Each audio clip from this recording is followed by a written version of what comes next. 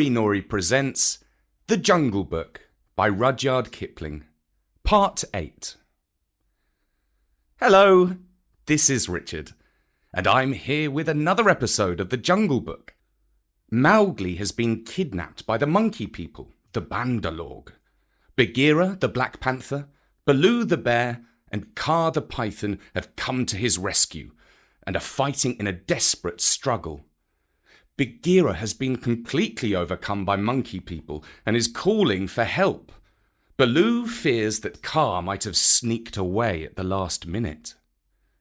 And I'm delighted to dedicate the episode to Finn and Orlo, whose family supports Story on Patreon. Kaa had only just worked his way over the west wall, landing with a wrench that dislodged a coping stone into the ditch. He had no intention of losing any advantage of the ground, and coiled and uncoiled himself once or twice to be sure that every foot of his long body was in working order.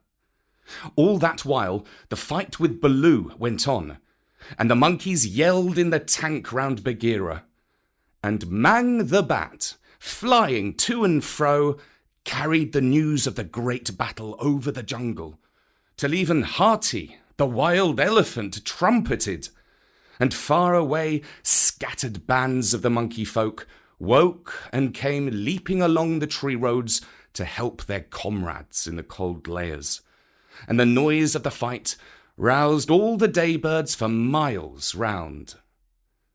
Then Kaa came straight, quickly and anxious to kill. The fighting strength of a python is in the driving blow of his head, backed by all the strength and weight of his body.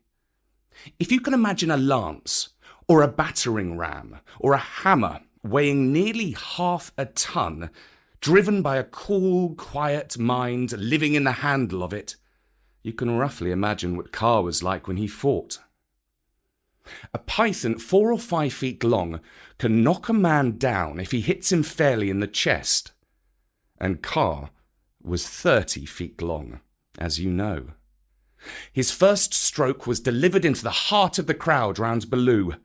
It was sent home with shut mouth in silence, and there was no need of a second. The monkeys scattered with cries of, "Kaa! It is Kaa! Run! Run!" Generations of monkeys had been scared into good behaviour by the stories their elders told them of Kaa, the night thief, who could slip along the branches as quietly as moss grows, and steal away the strongest monkey that ever lived. Of old Kaa, who could make himself look so like a dead branch or a rotten stump that the wisest were deceived, till the branch caught them. Kaa was everything that the monkeys feared in the jungle, for none of them knew the limits of his power. None of them could look him in the face, and none of them had ever come alive out of his hug. And so they ran, stammering with terror, to the walls and the roofs of the houses, and Baloo drew a deep breath of relief. His fur was much thicker than Bagheera's, but he had suffered sorely in the fight. Then Kaa opened his mouth for the first time and spoke one long, hissing word. And the faraway monkeys, hurrying to the defence of the cold layers, stayed where they were, cowering till the loaded branches bent and crackled under them. The monkeys on the walls and the empty houses stopped their cries, and in the stillness that fell upon the city, Mowgli heard Bagheera shaking his wet sides as he came up from the tank. Then the clamour broke out again. The monkeys leapt higher up the walls. They clung around the necks of the big stone idols and shrieked as they skipped along the battlements, while Mowgli, dancing in the summer house, put his eye to the screenwork and hooted owl fashion between his front teeth to show his derision and contempt. "Get the man cub out of that trap! I can do no more," Bagheera gasped. "Let us take the man cub and go. they may attack again. They will not move till I order them. Stay you so. Kaa hissed, and the city was silent once more. I could not come before, brother, but I think I heard thee call. This was to Bagheera. I may have cried out in the battle, Bagheera answered. Baloo, art thou hurt? I am not sure that they did not pull me into 100 little bearlings, said Baloo gravely, shaking one leg after the other. Wow, I am sore. Kaa, we owe thee, I think, our lives, Bagheera and I. No matter.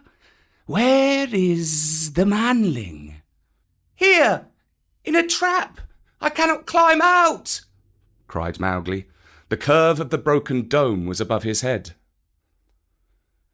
Take him away. He dances like Mao the peacock. He will crush our young, said the cobras inside. said Kaa with a chuckle. He has friends everywhere, this manling.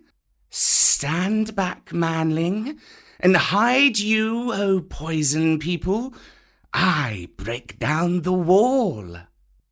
Kaa looked carefully till he found a discoloured crack in the marble tracery, showing a weak spot, made 2 or 3 little taps with his head to get the distance, and then lifting up 6 feet of his body clear of the ground, sent home 6 full-power smashing blows, nose first. The screenwork broke and fell away in a cloud of dust and rubbish, and Mowgli leapt through the opening and flung himself between Baloo and Bagheera, an arm around each big neck. "Art thou hurt?" said Baloo, hugging him softly. "I am sore, hungry, and not a little bruised, but oh, they have handled ye grievously, my brothers. Ye bleed." "Others also," said Bagheera, licking his lips and looking at the monkey dead on the terrace and round the tank. "It is nothing, it is nothing, if thou art safe. Oh, my pride of all little frogs," whimpered Baloo. "That we shall judge later," said Bagheera in a dry voice that Mowgli did not at all like. "But here is Kaa, to whom we owe the battle, and thou owest thy life. Thank him according to our customs, Mowgli." Mowgli turned and saw the great python's head swaying a foot above his own. "So this is the manling," said Kaa. "Very soft is his skin, and he is not unlike the Bandalog. Have a care, manling, that I do not mistake thee for a monkey some twilight when I have a newly changed coat." "We be of one blood, thou and I," Mowgli answered. "I take my life from thee tonight. My kill shall be thy kill, if ever thou art hungry, O Kaa." "All thanks, little brother," said Kaa, though his eyes twinkled. "And what may so bold a hunter kill? I ask that I may follow when next he goes abroad." "I kill nothing. I'm too little, but I drive goats towards such as can use them. When thou art empty, come to me and see if I speak the truth.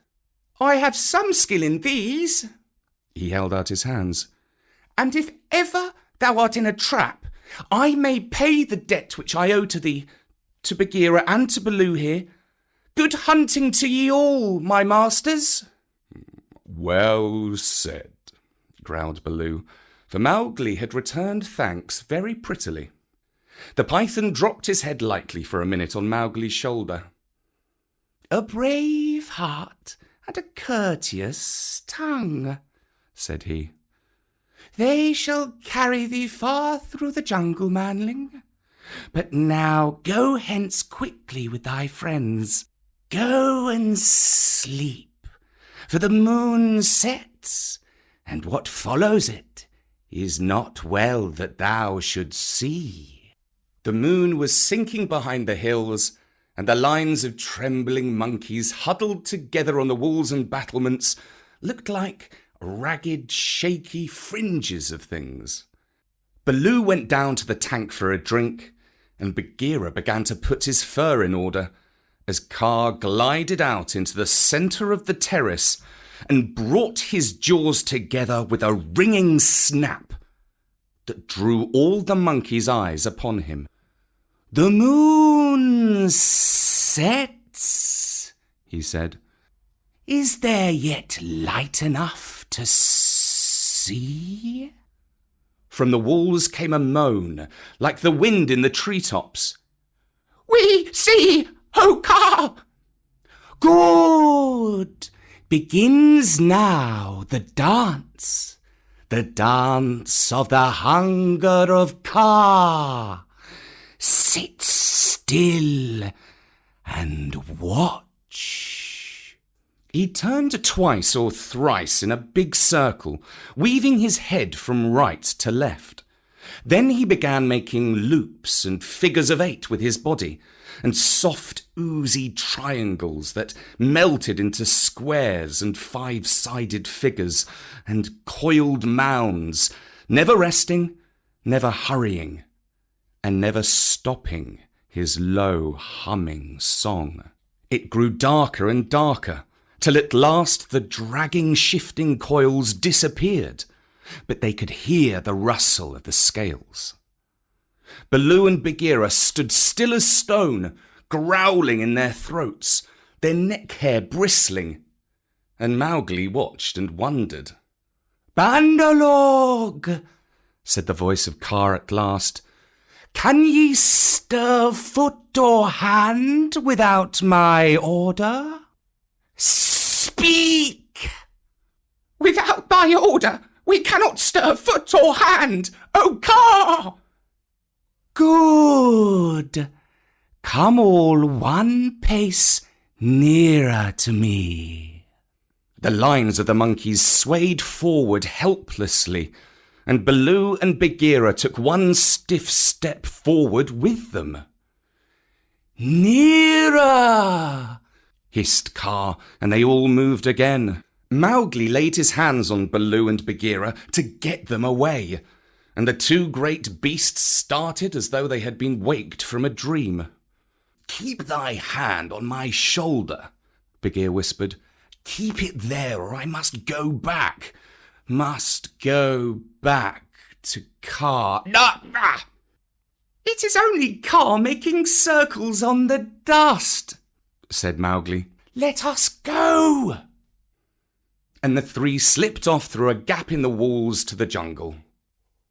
"Whew," said Baloo when he stood under the still trees again. "Never more will I make an ally of Kaa." And he shook himself all over. "He knows more than we," said Bagheera, trembling. "In a little time, had I stayed, I should have walked down his throat." "Many will walk by that road before the moon rises again," said Baloo.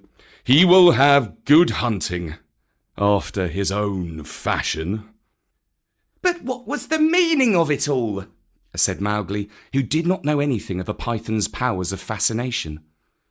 "I saw no more than a big snake making foolish circles till the dark came, and his nose was all sore." "Mowgli," said Bagheera angrily, "his nose was sore on thy account, as my ears and sides and paws, and Baloo's neck and shoulders are bitten on thy account. Neither Baloo nor Bagheera will be able to hunt with pleasure for many days." "It is nothing," said Baloo. "We have the man cub again." True, but he has cost us heavily in time, which might have been spent in good hunting, in wounds, in hair. I am half plucked along my back. And last of all, in honour. For remember, Mowgli, I, who am the Black Panther, was forced to call upon Kaa for protection, and Baloo and I were both made stupid as little birds by the hunger dance. All this, man-cub, came of thy playing with the Bandalog. True, it is true, said Mowgli sorrowfully. I am an evil man-cub, and my stomach is sad in me. What says the law of the jungle, Baloo?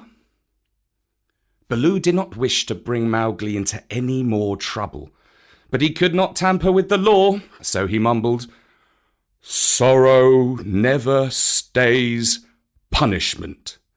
But remember, Bagheera, he is very little. I will remember, but he has done mischief, and blows must be dealt now. Mowgli, hast thou anything to say? Nothing. I did wrong. Baloo and thou are wounded. It is just. Bagheera gave him 6 love taps from a panther's point of view. They would hardly have waked one of his own cubs. But for a 7-year-old boy, they amounted to as severe a beating as you could wish to avoid. When it was all over, Mowgli sneezed and picked himself up without a word. Now, said Bagheera, jump on my back, little brother, and we will go home. One of the beauties of jungle law is that punishment settles all scores.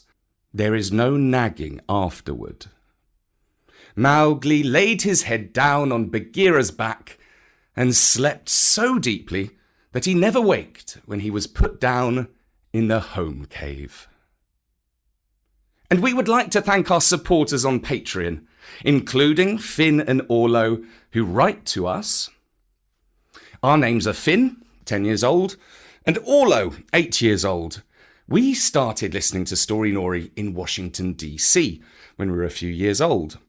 We moved to Bogota in 2017 and listened on our drives through the Andes Mountains and the tropical rainforests of Colombia. Now we live in Vienna, near the Danube River, and we listen when we're driving around Austria. Finn's favourite stories are the mythology ones, Katie the Witch and also Bertie. Orlo loves Astropup, Katie the Witch and the Jungle Book. We both really like that your stories are free, but that is also why we want to support you on Patreon. Thank you very much. Well, thank you, Finn and Orlo, for helping keep Storynory going on our own journey. Also, you may have heard the law of the jungle mentioned a lot. Now, Kipling actually wrote a separate poem called The Law of the Jungle. If you'd be interested in listening to it, I recorded it for my own YouTube channel, Skatoetry. Bertie says that he'll kindly put a link to it at the top of the story. For now, from me, Richard, at storynory.com, goodbye.